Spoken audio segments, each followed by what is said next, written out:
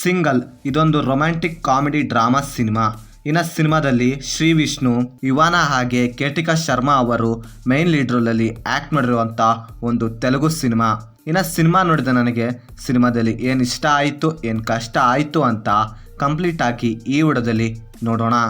ಇನ್ನು ಸಿನಿಮಾದ one line story ವಿಷಯಕ್ಕೆ ಬಂದರೆ, ಸಿನಿಮಾದ ಹೀರೋ ಒಂದು ದಿನ ಮೆಟ್ರೋದಲ್ಲಿ ಪೂರ್ವ ಎಂಬ ಹುಡುಗಿನ ನೋಡಿ ಲವ್ನಲ್ಲಿ ಬೀಳ್ತಾನೆ.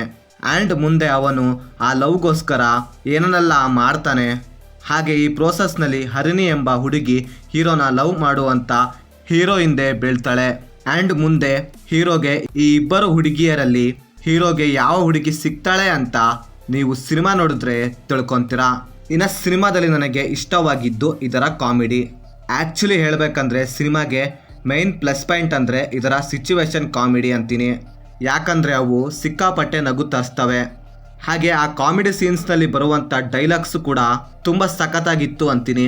ಹಾಗೆ ಸಿನಿಮಾನ ಎಂಗೇಜಿಂಗ್ ಆಗಿ ಗ್ರಿಪ್ಪಿಂಗ್ ಆಗಿ ಬರ್ಕೊಂಡಿದ್ದಾರೆ ಸಿನಿಮಾದ ಸ್ಟೋರಿನ ವಿತ್ ಕಾಮಿಡಿ ಜೊತೆ. ಸಿನಿಮಾದಲ್ಲಿ ಶ್ರೀ ವಿಷ್ಣು ಹಾಗೆ ಕಿಶೋರ್ ಅವರ ಕಾಮಿಡಿ ಸೀನ್ಸ್ಗಳಂತೂ ಸೋ ಗುಡ್ ಅಂತೀನಿ. ಇವರಿಬ್ಬರ ನಡುವಿನ ಕಾಮಿಡಿ ಸೀನ್ಸ್ಗಳಂತೂ ತುಂಬ ಸಖತ್ತಾಗಿ ವರ್ಕ್ ಆಯಿತು ಅಂತೀನಿ. ಇನ್ನು ಸಿನಿಮಾದಲ್ಲಿ ತುಂಬ ರೆಫರೆನ್ಸ್ಗಳನ್ನು ಯೂಸ್ ಮಾಡ್ಕೊಂಡಿದ್ದಾರೆ. ಆದರೂ ಅವುಗಳು ಸಿನಿಮಾ ನೋಡುತ್ತಿರುವಾಗ ಒಳ್ಳೆ ಫನ್ ಜನ್ರೇಟ್ ಮಾಡುತ್ತೆ ಅಂತೀನಿ. ಇನ್ನು ಸಿನಿಮಾದಲ್ಲಿ ಲವ್ ಸ್ಟೋರಿ ಇದ್ದರೂ ಕೂಡ ಅವುಗಳು ನನಗೇನು ಅಷ್ಟು ಕನೆಕ್ಟ್ ಆಗಿಲ್ಲ ಅಂತೀನಿ. ಬಿಕಾಸ್ ಸಿನಿಮಾದಲ್ಲಿ ಕಾಮಿಡಿ ಆ ರೇಂಜ್ಗೆ ಇತ್ತು. ಆದರೂ ವಿಷ್ಣು ಹಾಗೆ ಇವಾನ ಅವರ ನಡುವಿನ ಲವ್ ಸೀನ್ಸ್ಗಳು ಇರೋದ್ರಲ್ಲಿ ಸ್ವಲ್ಪ ಚೆನ್ನಾಗಿತ್ತು ಅಂತೀನಿ. ಇನ್ನು ಸಿನಿಮಾದಲ್ಲಿ ಇರೋ ಸಾಂಗ್ಸ್ಗಳು ನನಗೇನು ಇಷ್ಟ ಆಗಿಲ್ಲ ಅಂತೀನಿ. ಇನ್ನು ಸಿನಿಮಾದ BGM ಹಾಗೆ ಸಿನಿಮಾಟೋಗ್ರಫಿ ಡೀಸೆಂಟ್ ಅಂತೀನಿ. ಇನ್ನು ಸಿನಿಮಾದಲ್ಲಿ ನನಗೆ ಕಷ್ಟವಾಗಿದ್ದು ಅಂದರೆ ಇದರ ಸ್ಟೋರಿ.